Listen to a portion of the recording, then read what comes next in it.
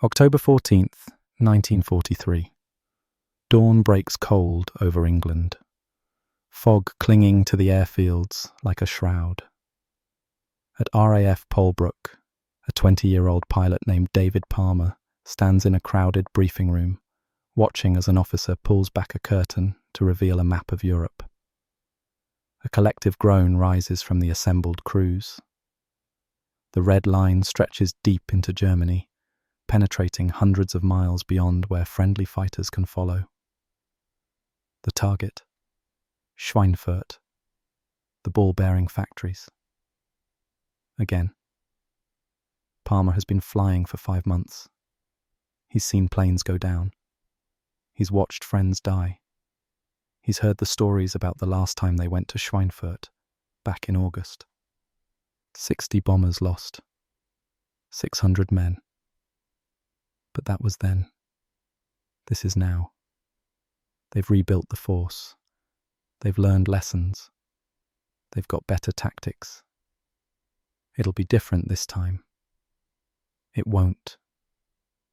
By nightfall, October 14th, 1943 will be known forever as Black Thursday. 60 more B-17s will be shot down. 17 more will crash or be scrapped upon return. 121 will come back damaged, their aluminum skin shredded by flak and cannon fire. 600 men, 600 American boys, average age under 25, will be killed, captured, or missing. 20% of everyone who took off that morning, gone. Palmer will survive, barely. His bomber, the Duchess, will limp home on 3 engines, its fuselage punctured with holes, its crew wounded and bleeding. He'll land, climb out, and try to comprehend what he's just experienced. The greatest single-day loss in United States Army Air Force's history. A slaughter in the sky. But here's what most people don't understand. Black Thursday wasn't unusual. Not really. It was worse than average, sure, but only by degree. For a B-17 bomber crew in World War II, every mission was a death lottery. Every takeoff was goodbye, maybe forever. Every landing was a miracle. The survival rate for B-17 crews was less than 50%. Less than 50%. Flip a coin. That was your chance of making it home alive from a 25-mission tour. And it wasn't just one roll of the dice. It was 25 rolls. 25 times climbing into a thin-skinned aluminum tube loaded with high explosives and flying into the most concentrated anti-aircraft defenses the world had ever seen. 25 times facing swarms of German fighters armed with cannon that could tear a bomber apart with one burst. 25 times praying that today, this mission, the odds would favour you. Most crews never made it. Of the original 35 crews that deployed with the 91st Bomb Group, the unit that included the Memphis Belle, 17, were lost in combat. Nearly half. The 100th Bomb Group lost 177 aircraft and 732 airmen in just 22 months of operations. Only 4 of their original 38 pilots completed their 25 mission tours. 4 out of 38, a 10% survival rate. For context, D-Day was statistically safer. The Allied soldiers who stormed the beaches of Normandy on June 6, 1944, faced roughly 50-1 odds of survival. Terrible odds. Horrific odds. But B-17 crews faced worse. They had a less than 50% chance of surviving their tour. And they didn't just face those odds once.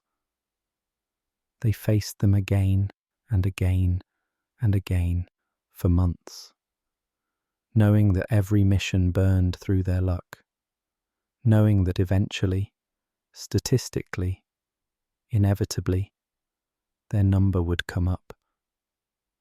And yet they flew. Thousands of them. Boys barely old enough to drink, strapping themselves into bombers with a 10-man crew and a prayer, flying through hell because that's what duty demanded, because that's what winning the war required, because someone had to do it, and they were the ones chosen. This is their story, not the sanitized Hollywood version, not the war bond propaganda, the real story. The story of what it actually meant to fly a B-17 over Europe. The terror, the loss, the impossible courage, the odds that should have broken them, but somehow didn't. And in the center of it all, one bomber that beat those odds and became a legend, the Memphis Belle. This is the story of the deadliest job in World War II. And it begins with a promise that seemed like hope, but felt like a death sentence. Fly 25 missions and you can go home. 25 missions, just 25. Except nobody was making it to 25. September 1942. Bangor, Maine. A brand new Boeing B-17F Flying Fortress sits on the tarmac, fresh from the factory, gleaming in the autumn sun. 10 young men climb aboard, led by a lanky 24-year-old pilot named Robert K. Morgan from Asheville, North Carolina. Morgan runs his hands over the controls, breathes in that new plane smell, oil and metal and possibility. This is his bomber, his crew, his responsibility. They fly to Memphis, Tennessee, where Morgan's girlfriend, Margaret Polk, waits to see them off. Morgan has a pet name for her, Little One. But after watching a movie called Lady for a Night, where the lead character owns a riverboat called the Memphis Belle, he decides that's a better name for the bomber. The crew votes. They agree. Morgan contacts George Petty, the famous pin-up artist from Esquire magazine, and asks for artwork. Petty provides a drawing from the magazine's April 1941 issue. Corporal Tony Starser, the unit's artist, copies it onto both sides of the forward fuselage. Blue swimsuit on the port side, red on the starboard. The Memphis Belle is born. Then they fly to England. To war. To a reality that none of them fully understood when they volunteered. Here's what a B-17 Flying Fortress actually is. 21 feet long, 21 inches in diameter, for each of 4 Wright R1820 Cyclone engines, 75 feet from nose to tail, 103-foot wingspan, 65,000 pounds fully loaded. It carries up to 8,000 pounds of bombs. It bristles with 13 .50 caliber machine guns in various positions. Nose, chin turret, top turret, ball turret, waist positions, tail. It's called the Flying Fortress for a reason. The theory was that a formation of B-17s could defend themselves against enemy fighters through concentrated firepower.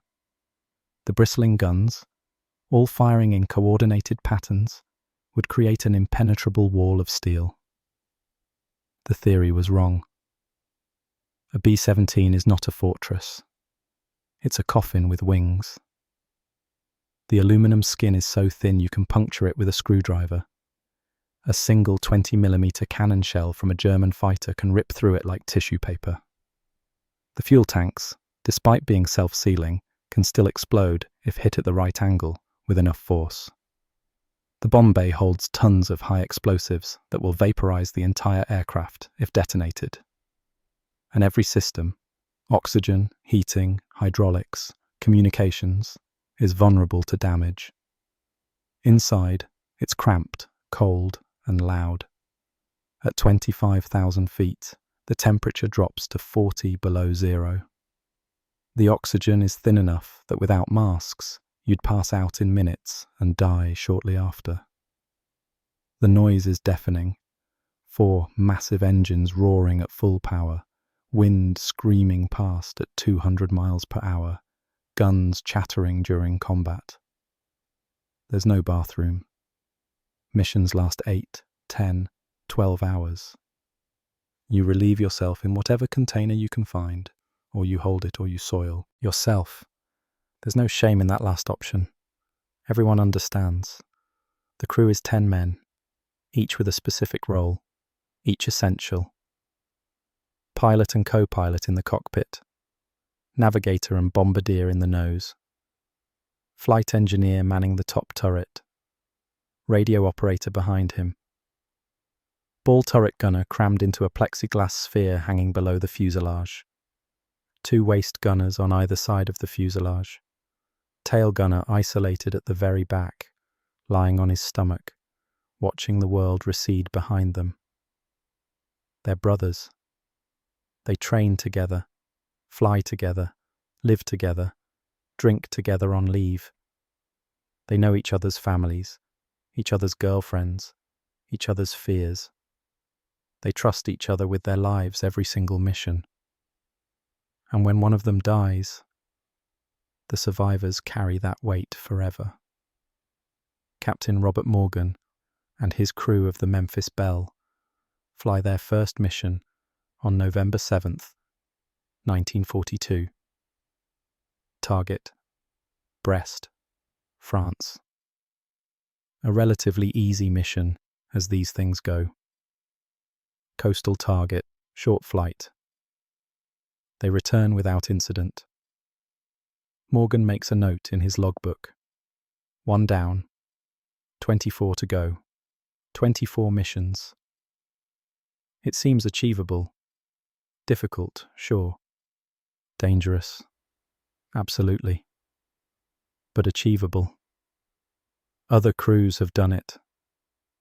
The command has set 25 missions as the threshold for a complete tour. Fly 25 missions, and you're rotated back to the States. You're done. You've earned your ticket home. But here's the reality that's not in the briefings, not in the pep talks, not in the official communications. In late 1942 and early 1943, the chance of completing 25 missions is effectively 0. Not low. 0. Statistically impossible. The loss rates are so high that the average bomber doesn't last 11 missions. The average crew doesn't last 11 missions. Let me put that in perspective. If your chance of being shot down on any given mission is 10%, and during this period it's often higher, then your chance of surviving 25 missions is less than 8%. 8. And that's assuming a constant 10% loss rate. In reality, it varies wildly. Some missions lose 5% of the force. Others lose 20%. Black Thursday will lose 26%. The math is brutal. The reality is worse. Because those numbers represent people. Boys. Someone's son. Someone's brother. Someone's boyfriend or husband. Every loss is a telegram sent home. Every loss is a family destroyed. Every loss is an empty bunk, a vacant seat at mess, a ghost in the memory of the survivors. And the survivors know. They can count. They can see the empty spaces in the formation. They know that statistically, inevitably, one of those empty spaces will be where they used to fly. One of those telegrams will be about them. They know it. And they keep flying anyway. The Memphis Belle flies again on November 9th. Saint-Nazaire, France. Another coastal target. They drop their bombs, survive the flak, return home. 2 down, 23 to go. November 17th. Saint Nazaire again. German U-boat pens. Hardened concrete structures that can withstand anything short of a direct hit. They bomb through heavy anti-aircraft fire. Flak bursts around them. Black clouds blooming in the sky. Each one a lethal sphere of shrapnel expanding at supersonic speed. If you're close enough to see the burst, you're close enough to be hit. The Memphis Belle takes some minor damage.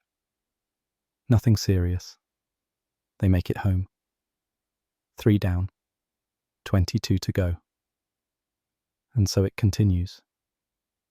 Mission after mission. Lille. Romilly-sur-Seine. Back to Saint-Nazaire. Lorient. Each mission, they roll the dice. Each mission, some crews don't come home. The empty spaces in the formation grow. New crews arrive to fill them. Fresh-faced kids who haven't seen combat yet, who don't know what's waiting for them. The veterans can spot them immediately. They're the ones who are still excited, still eager, still think this is going to be like the movies. It's not like the movies. In the movies, the heroes always win. The bomber makes it home, the crew celebrates. In reality, bombers explode in mid-air, turned into fireballs by a single well-placed cannon shot. Bombers break apart under stress, wings folding up, tail sections separating. Bombers collide in formation, 2 aircraft tangled together, both plummeting to earth in a mass of twisted metal and burning fuel. Bombers get shot up so badly they can't stay in formation, can't keep altitude, become easy prey for prowling fighters who circle them like sharks scenting blood. And the men inside those bombers die. Fast if they're lucky, instant vaporization from an exploding bomb load, instant death from a cannon shell to the cockpit. Slow if they're not. Trapped in a burning aircraft, unable to bail out, falling without a parachute because theirs was destroyed. Bleeding out from shrapnel wounds, freezing to death in the icy air after being blown clear of their aircraft, suffocating when their oxygen system is shot out. The Memphis Belle crew sees all of this. They watch bombers go down, count the parachutes that blossom in the sky, and know that 9 or 10 shoots means maybe someone didn't make it out. Fewer shoots means multiple men trapped inside, riding the bomber down. They watch friends die. They attend memorial services for crews that don't return. They write letters to families they've never met, trying to explain how their son or brother died bravely, died quickly, died for something important, even when none of those things are true, even when the death was random and pointless and slow. And then they climb back into their bomber and do it again. Because the war doesn't stop for grief. The mission schedule doesn't pause for trauma. You fly until you complete your tour, or until you die, or until you're so physically or mentally broken that you can't fly anymore. Those are the options. By February 1943, the Memphis Belle crew has flown 13 missions, halfway to 25, beating the odds so far. But the missions are getting harder. Deeper penetrations into Germany. Heavier fighter opposition. More flak. The Germans are learning, adapting their tactics. They're concentrating their forces on the bomber formations. They're using new weapons, air-to-air rockets fired from outside machine gun range, heavy cannon that can down a bomber with one burst. And American fighter escorts can only go so far. The P-47 Thunderbolts that escort the bombers to the German border don't have the range to penetrate deep into Germany. They fly to the edge of their operational radius, waggle their wings in farewell, and turn for home. And that's when the Luftwaffe strikes. Wave after wave of German fighters, Messerschmitt Bf-109s and Focke-Wulf FJ-190s attacking from every angle. Head-on attacks are especially deadly. The bomber's forward firepower is limited, and a fighter coming straight at you is a smaller target than one attacking from the side or rear. The Germans are good. They're experienced.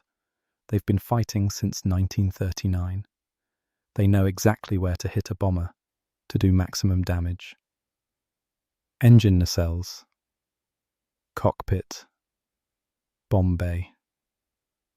They know that a bomber separated from the formation is dead. So they focus on breaking up the formations, on killing the lead bombers, on creating chaos. And it works. February 14th, 1943. Ham, Germany. Deep penetration raid. Heavy fighter opposition. The Memphis Belle takes damage. Engines hit, fuselage peppered with cannon fire, hydraulics damaged. They limp home on 3 engines, half the crew wounded. But they make it. 14 down. 11 to go. 11 missions. Less than halfway to the finish line, and already they're beating incredible odds. Most crews don't make it this far. The Belle is developing a reputation. Lucky ship. Charmed. Blessed. The crew doesn't talk about it. That's tempting fate. But they're thinking it. Maybe. Just maybe. March. 4 more missions. Lorient, Rouen, Abbeville, Wilhelmshaven. Each one a battle. Each one a close call. Fighters everywhere. Flak so thick you could walk on it. Bombers going down to the left, to the right, ahead, behind. The formation shrinking. New crews cycling in to replace the losses. But the Memphis Belle keeps flying, keeps surviving. April. 3 missions. Antwerp, Lorient, Bremen, 18 down, 7 to go. May. 4 missions. Saint-Nazaire, Antwerp, Wilhelmshaven. And on May 17th, 1943, the final mission, number 25, Lorient. The submarine pens. Again, always the submarine pens. The Memphis Belle takes off knowing this is it. The last roll of the dice. 1 more mission, and they're done. They're going home. They're going to beat the odds. They're going to be one of the first B-17 crews in the European theatre to complete a full tour and return to the United States with the entire crew intact. They're going to survive, but they have to fly 1 more mission first. 1 more time into hell. 1 more time betting their lives that today won't be the day. 1 more mission where anything can happen. Where a single burst of flak, or a single German fighter with good aim can erase everything they've survived so far. 1 more mission where luck is the only thing between them and death. They fly. The mission is rough. It's always rough, but not as bad as some. They drop their bombs, fight off fighters, take some damage, but nothing critical. And then they're heading home, crossing the Channel, descending toward England, green fields and grey skies and safety. They land, roll to a stop, cut the engines, and sit there for a moment, in the sudden silence, not quite believing it. 25 missions, completed, all 10 crew members alive. The Memphis Belle has done what so few others have managed. They've survived. But this story isn't just about survival. It's about what survival cost. And to understand that, we need to look at what was happening to everyone else. Let's talk about numbers. Cold, hard, unforgiving numbers. Because numbers don't lie, and the numbers for B-17 crews in World War II are a horror show. The United States built 12,731 B-17 bombers during the war. 4,735 of them were lost to enemy action or accidents. A loss rate of over 37%. More than 1 in 3 B-17s built never came home.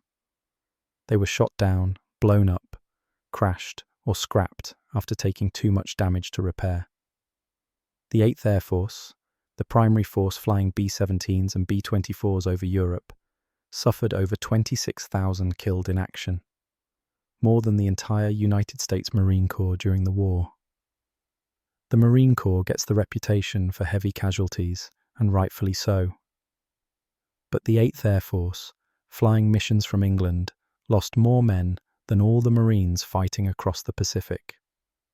That fact alone should tell you something about how deadly the air war over Europe was. In late 1943, the average life expectancy of a B-17 bomber was 11 missions. The average life expectancy of a crew was the same. 11 missions, less than halfway to a complete tour. You could mathematically calculate, with reasonable accuracy, that you were more likely to die than to survive. It wasn't a question of if, it was when. The chance of completing a 25-mission tour during this period was about 25%, 1 in 4. And that's an average across all the bomb groups, all the time periods. Some groups did better, some did worse. The 100th bomb group, nicknamed the Bloody 100th for obvious reasons, did much worse. 10% of their original pilots completed their tours. 10%. Let's break that down by mission phase, because some missions were deadlier than others. The most dangerous were the first 5 and the last 5. The first 5 because you're inexperienced, you're still learning, you make mistakes that get you killed.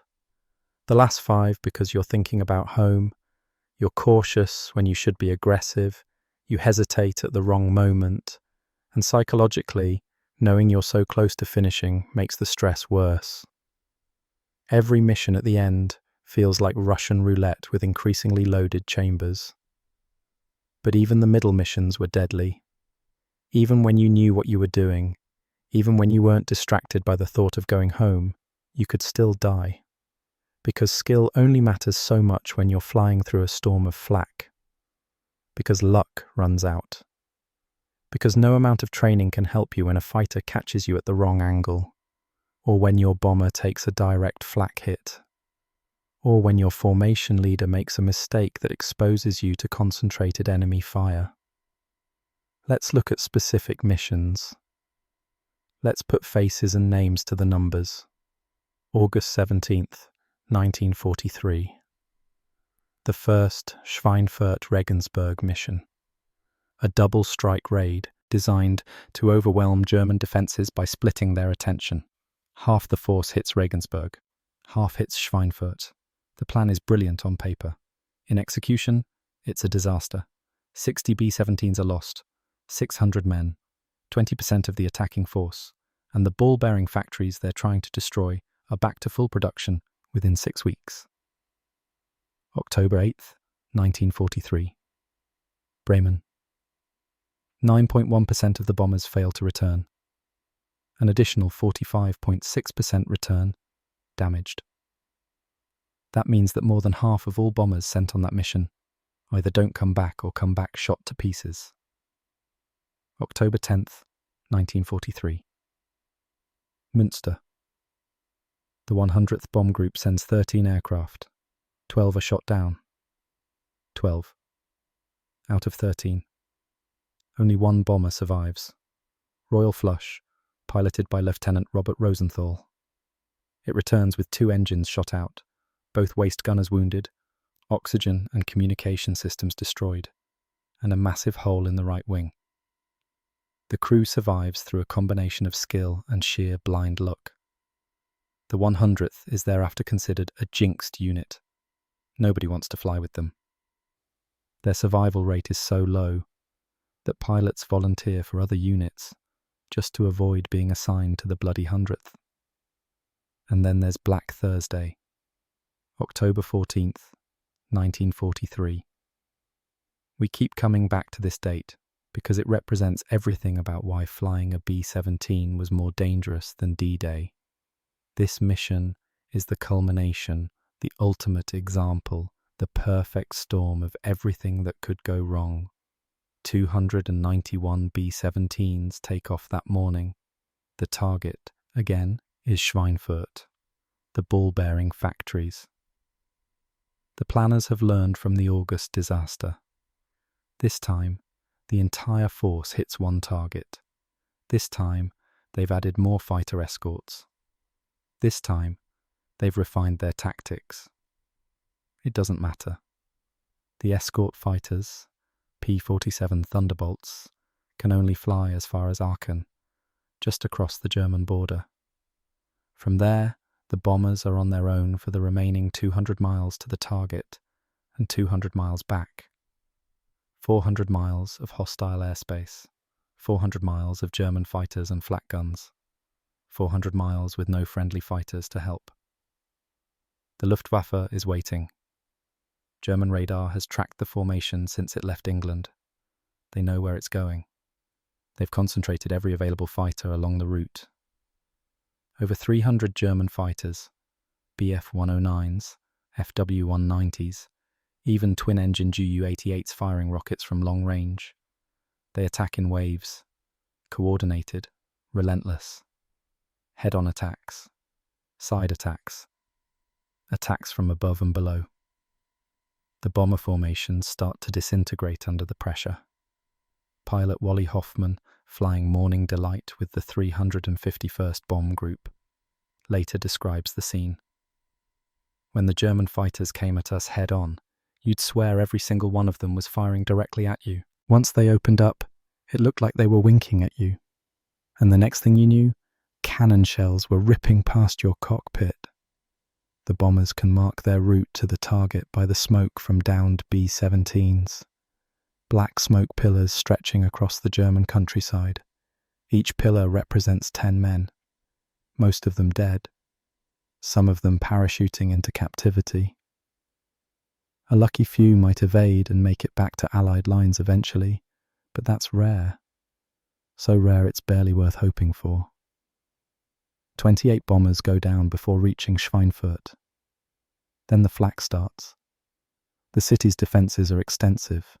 Hundreds of heavy anti-aircraft guns, all firing at once, creating a curtain of exploding steel that the bombers have to fly through. The shells burst at precise altitudes, calculated by radar and optical rangefinders. The sky turns black with explosions. The bombers can't evade. They have to hold steady on the bomb run, straight and level, to give the bombardier a chance to aim. For 3 minutes, 4 minutes, 5 minutes, they fly straight, while flak tears at them. Shrapnel rips through aluminum skin, punches through engines, shatters plexiglass, shreds hydraulic lines, kills and wounds crew members. Some bombers explode outright when a shell finds the bomb bay.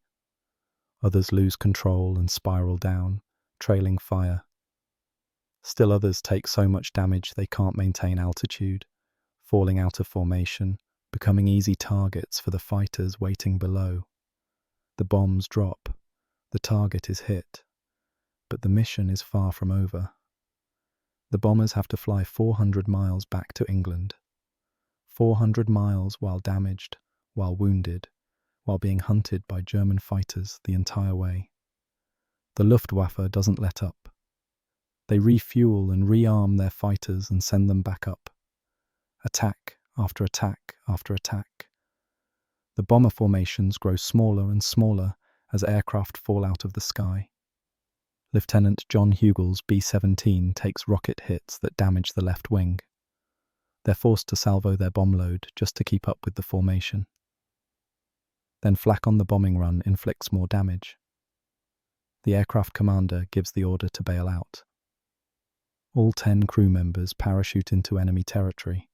All 10 are captured almost immediately. They're the lucky ones. they're alive. By the time the survivors limp back to England, the butcher's bill is staggering. 60 B-17s shot down. 17 more crashed on landing or declared beyond repair. 121 damaged to varying degrees. Out of 291 aircraft, only 33 landed without damage. 33. That's 11%. 11% came through unscathed. The rest were either destroyed or damaged. The human cost is worse. 650 men lost. 594 listed as missing in action. Most of them dead, some of them prisoners. 65 captured immediately, 5 killed in the returning bombers, 43 wounded, the 306th Bomb Group. Alone lost 100 men, 35 killed, 65 captured. The 305th Bomb Group lost 130 men, 87% of their crews on the mission, 26% casualties. On a single mission. Imagine that. Imagine being in a unit where more than 1 in 4 of your comrades are killed or captured in one day. Imagine the empty bunks that night. Imagine the silence in the mess hall. Imagine knowing you have to go back up tomorrow, or the next day, and face it again. General Henry Arnold, commanding the Army Air Forces, claims the losses are incidental. He's wrong. Or he's lying. Or both. The losses are catastrophic, unsustainable. The 8th Air Force has temporarily lost air superiority over Germany. Deep penetration raids are suspended. They won't resume until February 1944, and when they do, it'll be with long-range P-51 Mustang escorts that can protect the bombers all the way to the target and back. But that's 4 months away. 4 months during which the survivors of Black Thursday have to process what they experienced. 4 months during which new crews arrive, train, and take their place in the formations. 4 months during which everyone understands that what happened on October 14th could happen again, will happen again. It's just a question of when. This is why the Memphis Belle matters. Because the Belle completed its 25 missions in May 1943, 5 months before Black Thursday, which means the Belle beat the odds during a period when the odds were even worse than they would be in October. The Belle flew through the darkest days of the bomber offensive, when survival was statistically almost impossible, and made it out the other side. But the Belle wasn't the only one. There were other survivors, other bombers that completed tours, other crews that made it home. They're rare enough that we remember their names. Hell's Angels. The bomber that actually completed 25 missions before the Memphis Belle, but whose crew hadn't all flown together for all 25, so they didn't get the publicity. Wee Willie, Topper, 909. Each one a legend, each one a reminder that survival was possible. Improbable, but possible. And for the crews still flying, still rolling the dice mission after mission, those legends mattered. Because they proved it could be done. They proved you weren't necessarily doomed. They proved that with skill and luck and determination, you could make it to 25. You could go home. That's what the Memphis Belle represented. Hope, not a guarantee, not even a strong probability, just the faintest glimmer of hope that maybe, just maybe, you'd be one of the lucky ones. So what was it actually like? Not the statistics, not the numbers. What did it feel like to be a 22-year-old bull turret gunner, curled up in a plexiglass sphere underneath a bomber, watching the ground 25,000 feet below, knowing that if your turret jammed or your bomber took a hit in the wrong place, there was no way to escape? What did it feel like to be a pilot, responsible for 9 other lives, trying to hold formation while fighters attacked and flak exploded around you. What did it feel like knowing that your chances of dying were better than your chances of surviving? Let's go through a mission, from briefing to landing. Let's put you in the experience. You wake up hours before dawn, maybe 3 a.m., maybe 4. Someone's shaking your shoulder, telling you there's a mission today.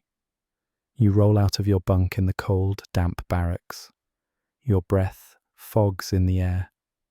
You get dressed, layers of clothing because you're going to be flying at altitude where the temperature is 40 below zero. You pull on your flight suit, your boots, your jacket. You're already thinking about the mission, wondering where you're going, hoping it's a milk run, a short mission to a lightly defended target in France. Dreading that it'll be Germany. Deep Germany. Schweinfurt or Berlin or Munich. You head to the mess hall. Breakfast is eggs, real eggs, not powdered. Bacon, toast, coffee. They feed bomber crews well on mission days.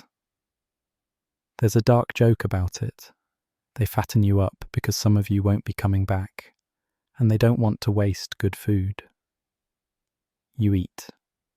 You don't taste it. Your stomach is tight with anticipation and fear. Then briefing. You file into a crowded room with the other crews. Officers in front, enlisted men in back. Everyone's quiet, nervous energy filling the space. The briefing officer steps to the front. There's a map on the wall, covered by a curtain. Everything hinges on what's behind that curtain. The officer pulls it back. Red yarn stretched across the map, showing the route. Your eyes follow it. Across the Channel. Across France. Into Germany. The deeper the penetration, the worse the mission. Today, it goes deep. The target is marked with a pin. Someone groans. Someone else curses under their breath. You recognize the target. You've been there before, or you've heard stories. The flak is bad. The fighters are worse. This is going to be rough. The briefing officer talks.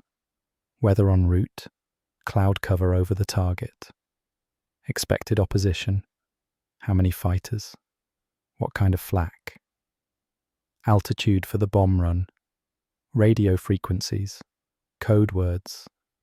Where the fighter escorts will meet you and where they'll have to turn back. Expected time over target. The information washes over you. You're barely listening. You're thinking about the mission, about the odds, about whether today's the day. Dismissed. You collect your gear. Parachute. Flak vest. Heavy steel plates that might stop shrapnel. Might not. Oxygen mask. Flight. Helmet. May West life preserver. Sidearm. A .45 automatic. Not that it'll do much good if you're shot down over Germany. Survival kit. You're carrying so much weight you can barely walk. Out to the hardstand where your bomber waits. Dawn is breaking now, grey light spreading across the airfield. The ground crew has been working all night, fueling the bomber, loading bombs, checking systems, arming guns. Your bomber looks massive from the ground, 75 feet long, wings stretching over 100 feet. But you know how fragile it is, how thin the aluminum skin, how easily it burns. You do your pre-flight check. Walk around the aircraft. Look for damage from the last mission that might have been missed. Check the tires. Check the propellers. Check the control surfaces. The ground crew chief gives you a thumbs up. Everything's ready. You climb aboard through the rear door. Inside, it's cramped. You have to crouch, duck, squeeze past the structural ribs and equipment.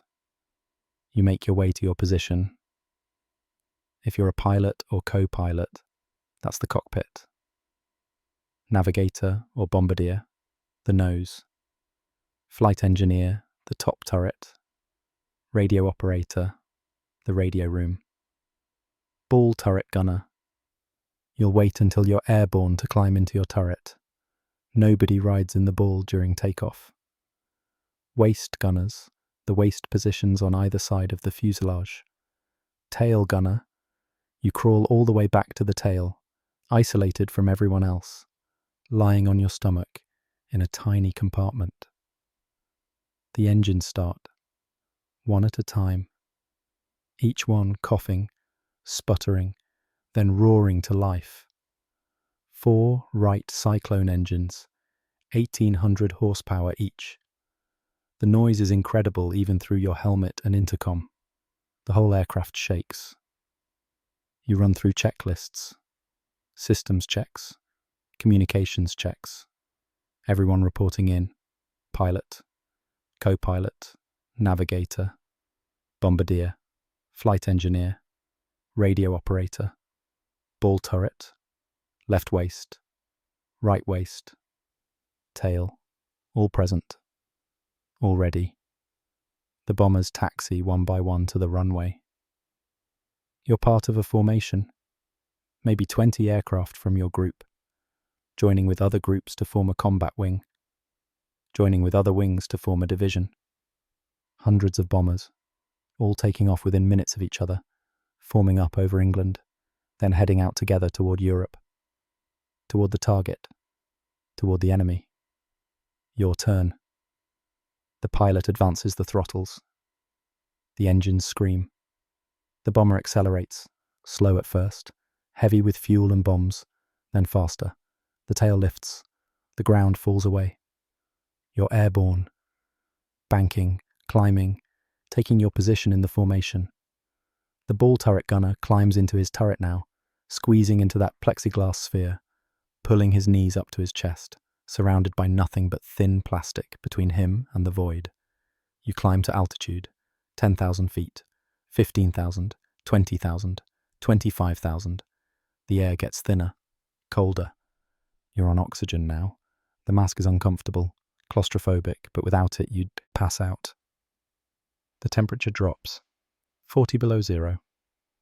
Your heated flight suit helps, but it's never enough. Your fingers go numb, your face aches. Frost forms on the inside of the windows. The formation tightens up, wingtip to wingtip, as close as you can fly without colliding. This is how you survive. Concentrated firepower from multiple bombers.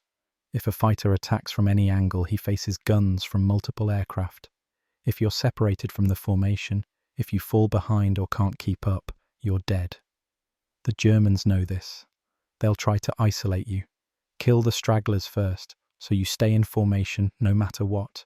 No matter how damaged your aircraft, no matter how many engines you've lost, you stay in formation until you physically can't anymore. You cross the English coast. Below, the Channel. Dark water, whitecaps, neutral and uncaring. If you go down over water, your chances of rescue are slim. The Channel is cold enough to kill you in minutes. But at least it's not enemy territory. Not yet. The French coast. Flak starts now, but light. The Germans don't waste heavy ammunition on bombers that haven't committed to a target yet. But they let you know they're there. Black puffs in the sky, tracking you, ranging you, waiting. Your fighter escort joins up. P-47. Thunderbolts, beautiful aircraft, friendly aircraft, the only thing between you and swarms of German fighters. They fly in a weaving pattern above and around the formation, watching for threats. You feel safer with them there. Not safe. Safer. You fly deeper into Europe. France passes beneath you.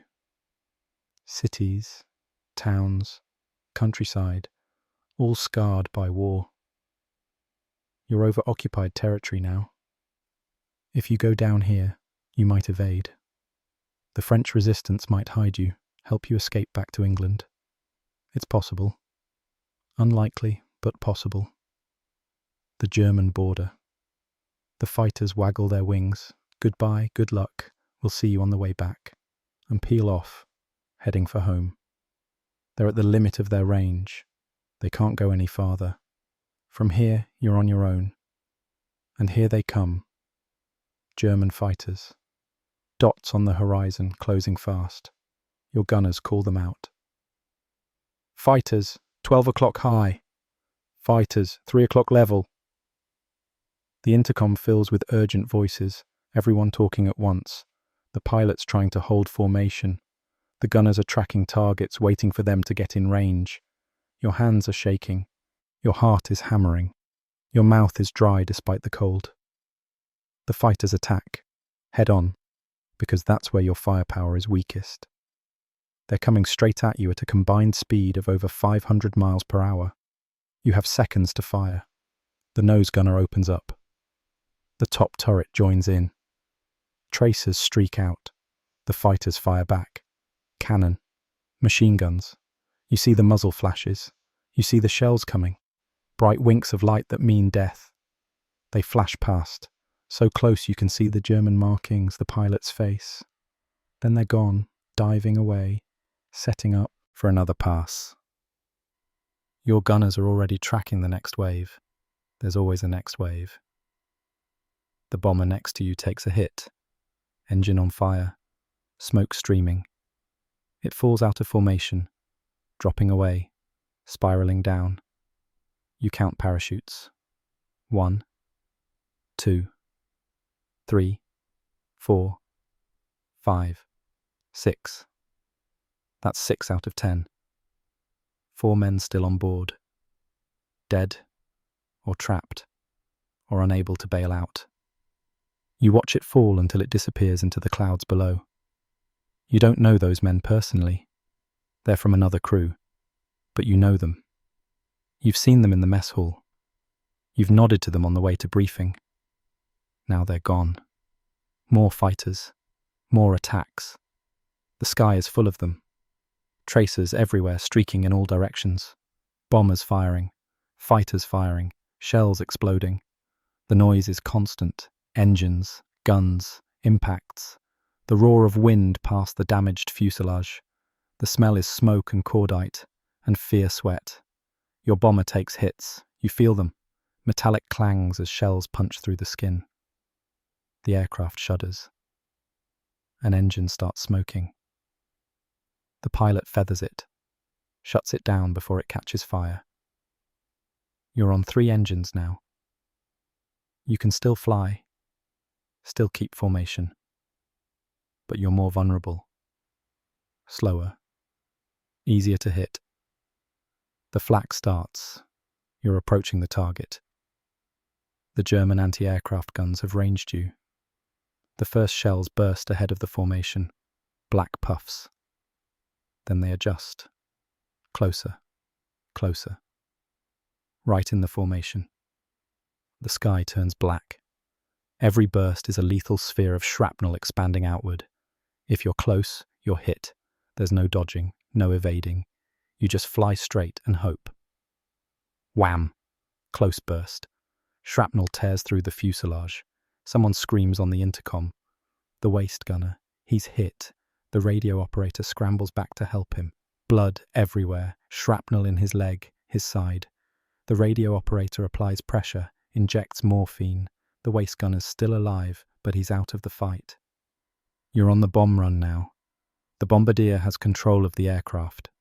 The pilot can't maneuver. You have to fly straight, level, steady. The perfect target. The flak gets worse. Shells bursting all around you. You can hear the shrapnel hitting the aircraft. Pinging off metal, punching through aluminum, shattering plexiglass. Bombs away. The bombardier's voice. Calm, professional. The bomber lurches as 6,000 pounds of bombs drop away. You're lighter now, more maneuverable. The pilot takes control again, banks hard, diving away from the flak zone. But you're not done. You have to rejoin the formation. You have to fly all the way back to England. You've still got hundreds of miles of hostile airspace to cross. More fighters. The Germans know you're wounded. They can see you struggling to keep up. They focus on you. Attack after attack. Your gunners are running low on ammunition. The tail gunner's guns jam. He's frantically trying to clear them. A fighter comes in from 6 o'clock, unopposed, opens fire. Cannon shells walk up the fuselage. One punches through the cockpit, missing the pilot by inches. Another hits the number 3 engine. It starts burning. Now you're on 2 engines. You can't keep up with the formation. You're falling behind. Slowing down, losing altitude. This is how crews die. Separated. Alone. Easy prey. The pilot's doing everything he can, but physics doesn't care about effort. 2 engines can't maintain altitude at this weight. You're going down, but slowly. Not a crash. A gradual descent. You've still got some control. The pilot aims for England. Just make it to England. Cross the channel. Anywhere in England is safe. You can crash land. You can bail out over friendly territory. Just make it to the channel. The fighters keep coming. Your gunners are fighting them off. But ammunition is running out. The top turret goes silent. Out of ammo. The ball turret's still firing. The waist position's still firing. But for how long? The French coast. You're losing altitude fast now. You're down to 10,000 feet. 8,000. The pilot's nursing the bomber, coaxing every bit of performance out of those 2 straining engines. 5,000 feet. 3,000. You can see the channel ahead. So close. You make it. Water beneath you now. The white cliffs of Dover ahead. You're going to make it. You're actually going to make it. The pilot calls the tower.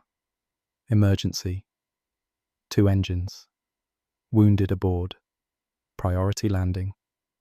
The tower clears the field. Ambulances and fire trucks roll toward your landing position. You're descending. Gear down. Flaps down. The bomber's responding sluggishly, heavy, damaged. But you're over the runway now, descending, flaring, touchdown. The tires squeal, the brakes bite. You roll to a stop. Engines off. Silence. Incredible, overwhelming silence after hours of noise. You sit there for a moment. Alive. You made it. Against all odds, you made it. The crew starts climbing out. The wounded waist gunner first, helped by the medics. The rest of you follow, legs shaking, hands trembling, adrenaline crash hitting hard. You stand next to the bomber and look at it.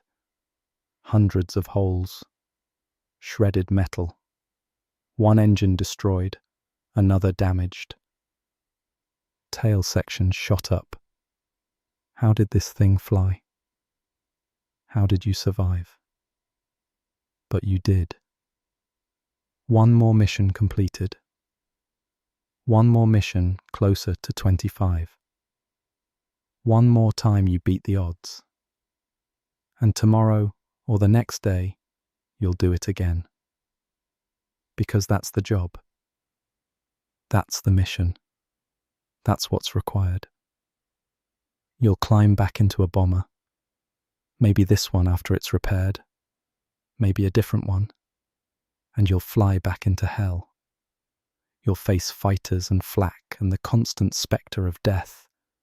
And you'll keep doing it until you complete your tour. Or until you die. Or until you're so broken that you can't fly anymore. That's what it meant to fly a B-17. That's what those men experienced. Not once, but 25 times. 25 times rolling the dice. 25 times facing odds that should have killed them. And for most of them, eventually the odds did. But not all of them. Some survived, like the crew of the Memphis Belle. May 17th, 1943. Mission number 25 completed. The Memphis Belle lands at RAF Bassingbourn, rolls to a stop, and cuts its engines. Captain Robert Morgan sits in the cockpit for a moment, hardly daring to believe it. They did it. All 10 of them. They beat the odds. They survived. The crew climbs out. Ground crew swarms the aircraft. Officers shake their hands. Someone's taking photographs. A film crew is there. Hollywood director William Wyler has been documenting their missions, filming what will become a famous documentary. The Belle's crew is exhausted, overwhelmed, struggling to process what they've accomplished. Because this is huge. This is historic. The Memphis Belle isn't the first bomber to complete 25 missions. That honor goes to Hell's Angels, which finished 2 weeks earlier. But Hell's Angels crew didn't all fly together for all 25 missions. The Belle's did. All 10 men, all 25 missions, together. That makes them the first complete crew to survive a tour. That makes them symbols. Heroes. Proof that it can be done. And the Army Air Forces desperately need symbols. They need heroes. They need proof. Because morale among bomber crews is at rock bottom. The loss rates are unsustainable. Men are refusing to fly. Some are faking injuries. Some are having nervous breakdowns. The psychiatrists call it combat fatigue or operational exhaustion. The crews call it flak happy. Whatever you call it, it's a serious problem. Men are breaking under the strain of watching their friends die, knowing they're next, flying mission after mission with no end in sight. The Memphis Belle offers hope, shows that survival is possible. Not guaranteed, not even likely, but possible. If the Belle's crew can do it, maybe others can too. Maybe you can. Maybe your luck will hold. Maybe you'll be one of the survivors. So the Belle and her crew are sent back to the United States on June 9th, 1943. A public relations tour, 31 cities, war bond rallies, parades, speeches. They're treated as celebrities everywhere they go. People want to touch them, shake their hands, hear their stories. They're featured in newspapers, on radio shows, in newsreels. They're the face of the bomber offensive, the human face of American determination and courage. Morgan and his crew do their duty. They smile for cameras. They give speeches. They answer questions. They reassure the public that yes, we're winning the war.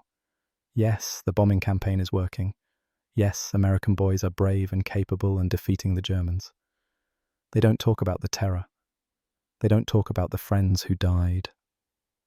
They don't talk about the nightmares, the shakes, the way they flinch at loud noises. They present the sanitized version, the version people want to hear. The Memphis Belle herself is displayed at air shows and military bases. Then, after the war, she's sent to a boneyard in Altus, Oklahoma, to be scrapped. But a reporter sees her there, writes a story, contacts the mayor of Memphis. The city buys her for $350, the scrap price, and brings her home. She's displayed on Mud Island for decades, weathering slowly, suffering from neglect. Finally, in 2005, the Air Force takes her back. Full restoration. She's moved to the National Museum of the United States Air Force at Wright-Patterson Air Force Base in Dayton, Ohio. In May 2018, the restoration complete, she's unveiled to the public. pristine, perfect, a monument to courage and survival. The crew goes on with their lives. Morgan returns to combat in November 1944, this time as a B-29 pilot in the Pacific. He leads the first B-29 mission to Tokyo since the Doolittle raid. His bomber, Dauntless Dottie, named after his wife Dorothy, becomes another legend. Morgan survives the war, retires from the Air Force as a colonel, lives a long life. He passes away in 2004. James Verinis, the co-pilot, also returns to combat. He flies B-29s in the Pacific, survives, lives to old age. The rest of the crew, the enlisted men, the engineers, gunners, radio operator, they go back to civilian life after the war. They become teachers, businessmen, workers, normal lives. Except they're never quite normal, because they carry the war with them. The memories, the nightmares, the survivor's guilt. Why did I make it when so many others didn't? That question haunts all of them. In 1987, 44 years after their final mission, the Memphis Belle Pavilion is dedicated on Mud Island. Nearly 25,000 people attend. 7 B-17s fly overhead in salute, the largest formation since World War II. Margaret Polk is there. Several members of the Belle's crew are there. They're old men now, in their 60s and 70s. But for a moment they're young again, watching their bomber return from another mission, grateful to be alive. But the Memphis Belle is only one story, one crew. 10 men out of hundreds of thousands who flew bombers over Europe. For every Memphis Belle that survived, there are dozens of bombers that didn't. For every crew that made it to 25 missions, there are 4 that didn't. Let's not forget them. Let's not forget the men who climbed into bombers knowing they probably wouldn't come back and flew anyway. Let's not forget the crews that were shot down on their first mission, their 5th, their 15th. Let's not forget the men who almost made it, 20 missions completed, 4 to go. Then a burst of flak finds them, and they're gone. Let's not forget the men who survived their tour, but were so damaged, so broken, that they never fully recovered. The Memphis Belle represents the best-case scenario, skill, luck, and determination combining to produce survival. But survival was never guaranteed. It was never even likely. It was a miracle every time it happened. Here's what makes the B-17 story different from almost any other in World War II. The crews knew the odds. They could calculate their chances. They could count the empty bunks. They could watch the formations shrink. They knew, mathematically, that they were more likely to die than survive. And they flew anyway. That's not ignorance. That's not naivety. That's not blind courage or foolish bravery. That's something deeper. That's duty. That's commitment. That's looking at impossible odds and saying, someone has to do it, and I'm willing to be that someone. Compare that to D-Day. The soldiers who stormed the beaches faced terrible odds, 50-1 chance of death in some sectors. But it was one day, one moment of intense danger, and then you were either through it or you weren't. And most of them didn't know the exact odds beforehand. They knew it would be bad. They didn't know how bad. B-17 crews knew. They knew exactly how bad it was. They lived with it for months. Every mission, rolling the dice. Every mission, watching friends die. Every mission, knowing that today could be the day their luck runs out. And they kept flying. Mission after mission after mission. That's a different kind of courage. That's sustained courage under statistical certainty of death. Think about that. 25 missions. Let's say each mission has a 90% survival rate, which is optimistic for the period we're discussing. Your chance of surviving 25 missions at a 90% survival rate per mission is less than 8%. 8%. Now consider that many missions had worse than 90% survival rates. The math gets even bleaker. These men knew this. Maybe not the exact numbers, but they could see it. They could count. They could watch the crews cycle through. New crew arrives, flies a few missions, disappears. Another new crew arrives. Repeat. The veterans are the ones who make it past 10 missions, make it past 15, make it past 20. But even the veterans know their luck can't hold forever. There's a concept in psychology called optimism bias. The tendency to believe that you're less likely than others to experience negative events. Every smoker thinks they'll be the one who doesn't get cancer. Every drunk driver thinks they'll make it home safely. Every B-17 crew thought maybe, just maybe, they'd beat the odds. But it's not just bias. It's necessity. You can't climb into a bomber 25 times thinking, I'm gonna die today. You'd break. You'd refuse to fly. You'd crack under the psychological pressure. So you convince yourself, today won't be the day. Today I'll be lucky. Today the flak will miss me. The fighters won't find me. My bomber will hold together. You believe it because you have to believe it. Because the alternative is paralysis. And most of the time you're right. Most missions, most crews survive. Not all, but most. 80% survival on a mission means 80 out of 100 crews come home. That's encouraging, right? Except it also means 20 crews don't come home. 20 crews, 200 men, gone.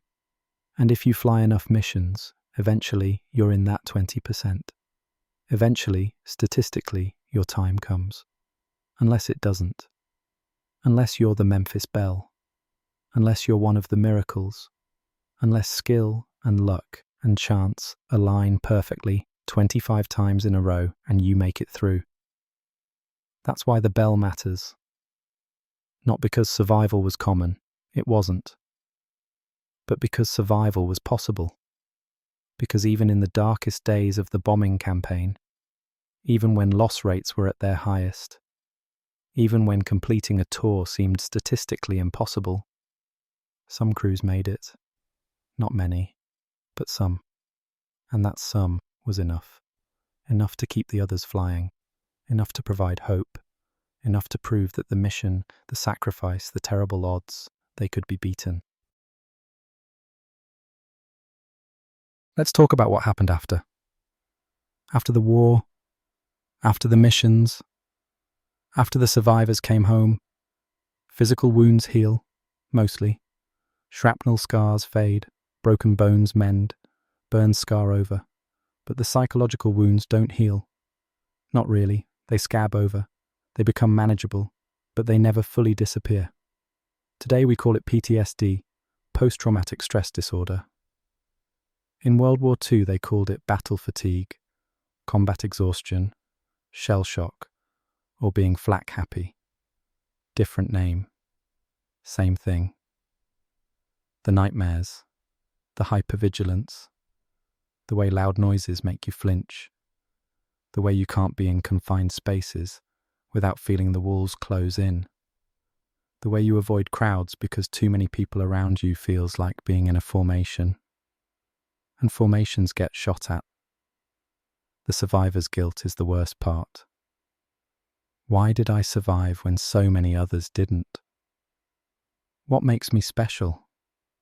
What makes me deserve life when better men, braver men, younger men, men with wives and children, died?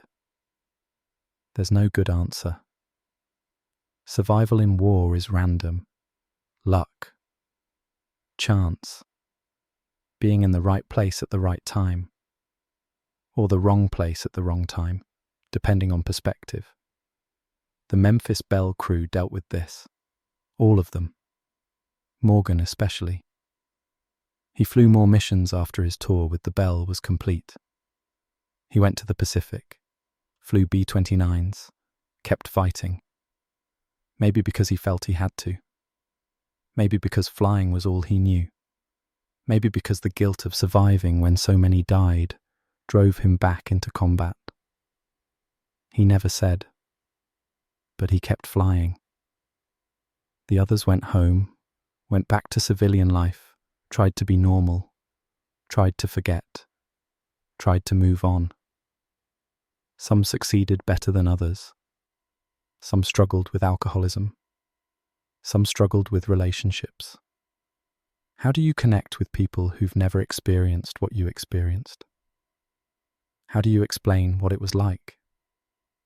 How do you make them understand? You can't. You don't try. You keep it inside. You gather with other veterans, the only people who truly understand, and you don't have to explain to them. They know. They were there. Or they were somewhere just like there, fighting a different battle but experiencing the same fear, the same loss, the same impossible odds. The bomber crews of World War II were a brotherhood forged in fire. Literally. They went through something that no one who wasn't there can fully comprehend, and they carried it for the rest of their lives. Most of them are gone now. The youngest would be in their late 90s if they're still alive. Most passed years ago. They took their stories with them. But the stories remain, preserved in mission reports, interviews, documentaries, books. Preserved in museums where restored B-17s stand as monuments. Preserved in the memories of their families, their children and grandchildren, who heard fragments of the stories and pieced together what their fathers and grandfathers experienced. And the stories need to be preserved, need to be remembered. Because what those men did, what they endured, what they sacrificed, what they survived or didn't survive, that matters. That's part of our history. That's part of how freedom was preserved. That's part of the price paid for the world we live in today. 50,000 airmen of the 8th Air Force were killed or listed as missing during World War II. 50,000. That's a city. That's a small city worth of young men who never came home, who died in the sky over Europe, who crashed, burned, exploded, bled out, froze, suffocated, who parachuted into captivity and spent years in POW camps, who were killed by German civilians when they landed in hostile territory, who drowned in the Channel when their bombers ditched. Each one of them was someone's son, someone's brother, someone's boyfriend or husband. Each one of them had dreams, plans, a life they wanted to live after the war. Each one of them gave that up, voluntarily, because duty demanded it, because the war had to be won, because someone had to fly those bombers, and they were willing to be that someone. We owe them memory. We owe them recognition. We owe them the understanding that what they did was extraordinary. Not just the crews that survived, like the Memphis Belle, all of them. The ones who completed their tours and the ones who didn't. The ones who made it to 24 missions and the ones who died on their first. They all climbed into those bombers knowing the odds. They all faced death every time they took off. They all did their duty. That's heroism. Not the Hollywood version, not the sanitized version, the real, terrifying, exhausting, soul-crushing version. The version where you're scared every minute of every mission, but you do it anyway. The version where you watch your friends die and then climb into the same bomber and face the same danger. The version where you know you're probably not going to make it, but you keep flying because that's what's required. The Memphis Belle is famous because her crew survived, because they beat the odds, because they became symbols of American courage and determination. They earned that fame. They deserve to be remembered. But so do the crews that didn't make it. The ones whose names aren't famous. The ones who have no monuments, no museums, no movies. The ones who are just names on casualty lists. KIA. Missing in action. Killed in the line of duty. They flew the same missions, faced the same danger, showed the same courage. They just didn't get lucky. That's the only difference. Luck. And that's the hardest truth of all. Skill mattered, training mattered, experience mattered. But in the end, survival in a B-17 over Europe came down to luck. Being in the right position when the fighters attacked. Having the flak burst 10 feet away instead of 5. Having your bomber hold together when others disintegrated. Having your parachute deploy when you bailed out. Having the Germans capture you instead of shoot you. Luck. Random.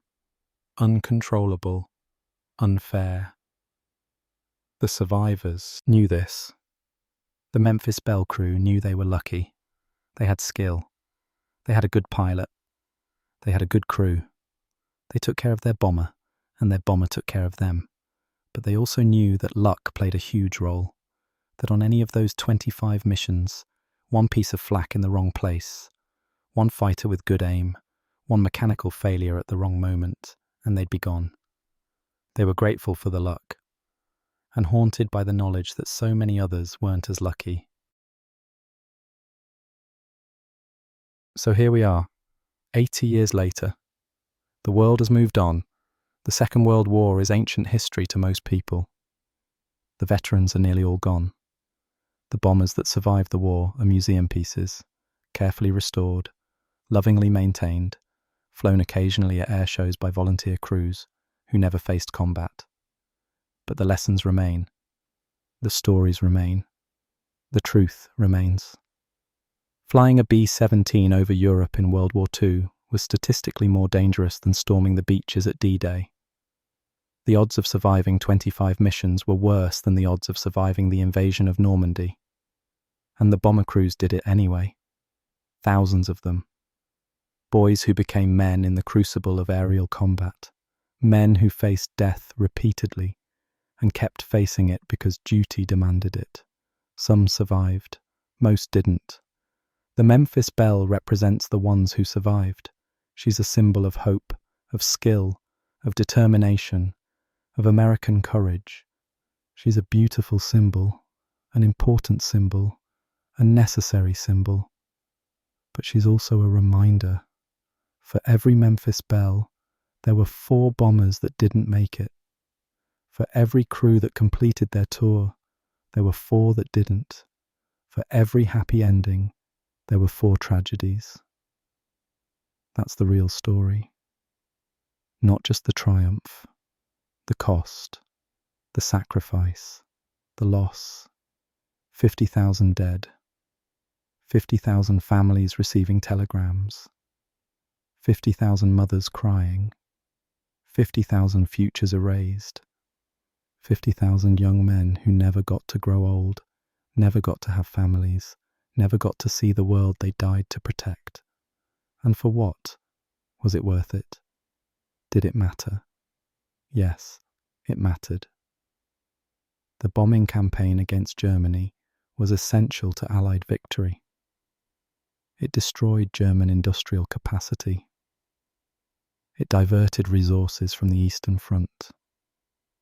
It forced Germany to pull fighters back from the front lines to defend the homeland. It paved the way for D-Day by achieving air superiority. It shortened the war. It saved lives in the long run. But that doesn't make the individual deaths any less tragic. That doesn't mean the loss was acceptable or easy or anything other than heartbreaking. Every one of those 50,000 airmen was a person. A unique, irreplaceable person. Their deaths mattered. Their lives mattered. The Memphis Belle tells us survival was possible. That's important. That's hopeful. That's inspiring. But the rest of the story, the crews that didn't survive, tells us that survival was rare, that the cost was enormous, that the sacrifice was real. Both truths matter. The hope and the cost. The survival and the loss. The Memphis Belle and the thousands of bombers that fell from the sky. If you visit the National Museum of the United States Air Force today, you can see the Memphis Belle, restored to perfection, gleaming, beautiful, a monument to courage and survival. Stand next to her and try to imagine what it was like. Imagine being 22 years old, climbing into that aircraft, knowing you have a less than 50% chance of surviving the next few months. Imagine doing it anyway. Imagine facing death 25 times and surviving through a combination of skill, determination, and sheer blind luck. Then imagine doing it and not surviving. Imagine being one of the crews that made it through 10 missions, 15, 20. So close to the finish line. And then one more mission, one more roll of the dice, and the luck runs out. Imagine what that last moment was like. The realization that this is it. This is where it ends.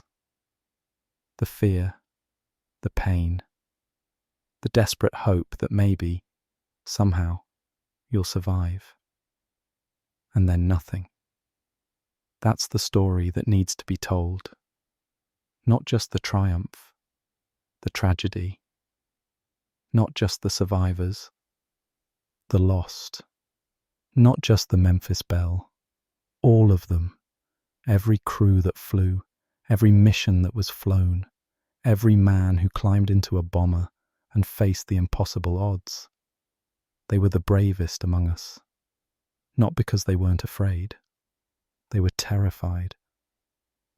But they did it anyway, mission after mission after mission, knowing the odds, knowing the cost, knowing that probably, statistically, inevitably, they weren't going to make it. And they flew. That's courage. That's sacrifice. That's duty. That's why their story matters. That's why we remember. The sun sets over Wright-Patterson Air Force Base. Inside the museum, the Memphis Belle sits in silent glory, illuminated by carefully positioned lights. The blue pin-up girl on her nose smiles eternally, frozen in 1943.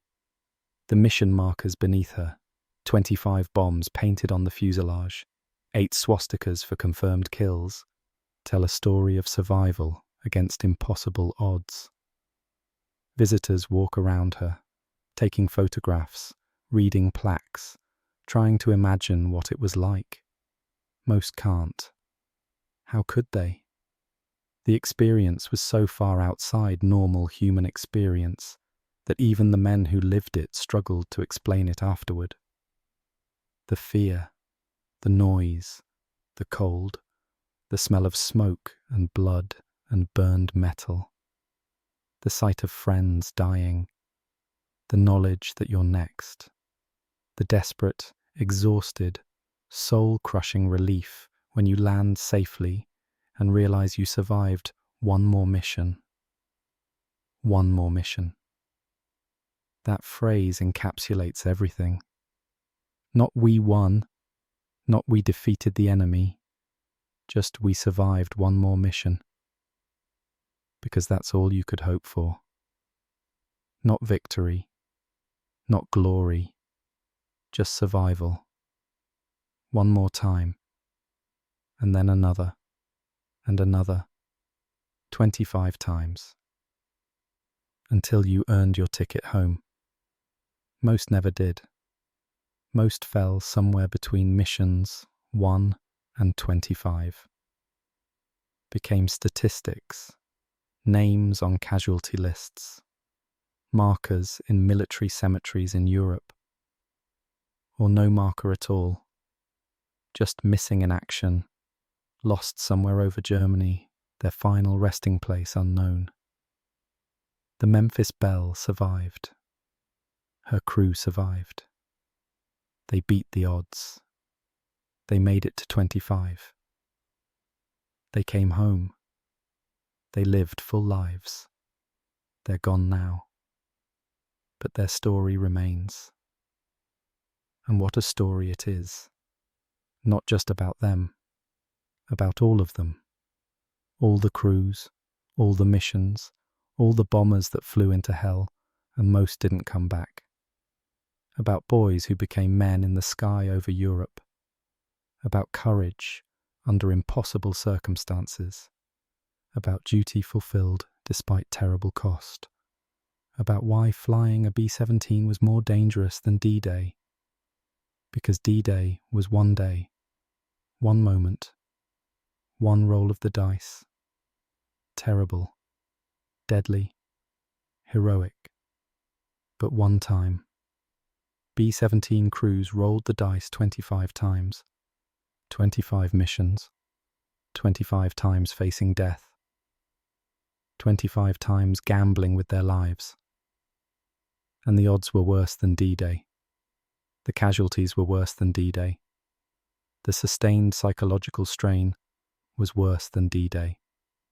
And yet they flew. Thousands of them. Boys barely old enough to vote, climbing into bombers with 10-man crews and a prayer, flying through concentrated anti-aircraft fire and swarms of enemy fighters, dropping bombs on the Nazi war machine and trying desperately to make it home alive. Some did. Most didn't. The ones who survived carried the weight of survival for the rest of their lives, carried the memories of friends lost, carried the guilt of living when so many died, carried the nightmares and the trauma and the scars, visible and invisible. The ones who didn't survive left families behind, left futures unlived, left holes in the world that never fully closed, left only memories and a line in a casualty report. Killed in action, shot down over Germany, missing, presumed dead. Both groups, survivors and lost, deserve to be remembered, deserve to have their stories told, deserve recognition for what they did, what they endured, what they sacrificed. The Memphis Belle is their monument, not just for her crew, but for all of them. Every B-17 crew that flew, every mission that was flown, every man who faced the impossible odds and flew anyway. Stand in front of the Memphis Belle and remember them. Not just the survival, the cost, not just the hope, the loss, not just the triumph, the tragedy. Remember the 50,000 who didn't come home. Remember the crews that made it to Mission 24 and died on Mission 25. Remember the boys who climbed into bombers knowing they probably wouldn't survive, and did it anyway, because duty demanded it. Remember that survival was rare, that the odds were terrible, that most who flew didn't make it. And remember that they flew anyway. That's the lesson. That's the legacy. That's what we owe them. Memory, gratitude, understanding. They faced death so we could live in freedom. They gave their youth, their futures, their lives so that we could have ours. They flew into hell 25 times, or however many times they had before the odds caught up with them. And they did it without complaint, without hesitation, because that's what was required. The Memphis Belle survived. She stands now in a museum as a testament to courage and luck. She's beautiful. She's inspiring. She's a symbol of American determination, but she's also a reminder. For every Belle that survived, there were dozens that didn't. For every crew that made it home, there were 4 that didn't. Remember them all, the survivors and the lost, the lucky and the unlucky, the ones who made it to 25 and the ones who didn't. They were all heroes, every single one. Because they flew. That's all that matters. They flew. The night settles over the museum. The lights dim. The Memphis Belle sits in shadow now, silent and still, her mission long over, her war long ended. But her story lives on. Their story lives on. The story of boys who became warriors in the sky. The story of courage under impossible odds. The story of sacrifice and loss and survival against all probability. The story of the deadliest job in World War II. The story of the B-17 bomber crews. The story that must never be forgotten, because 50,000 died so we could live. Because thousands survived but carried the scars forever. Because the Memphis Belle represents the best of them. The skill, the courage, the luck, the determination. Because every empty seat in every downed bomber represents a life cut short, a future stolen, a family broken. Because they deserve to be remembered. All of them, forever. The Memphis Belle sits silent in the darkness, but her story, their story, echoes eternal. They flew into hell. Some survived, most didn't. All were heroes. Remember them.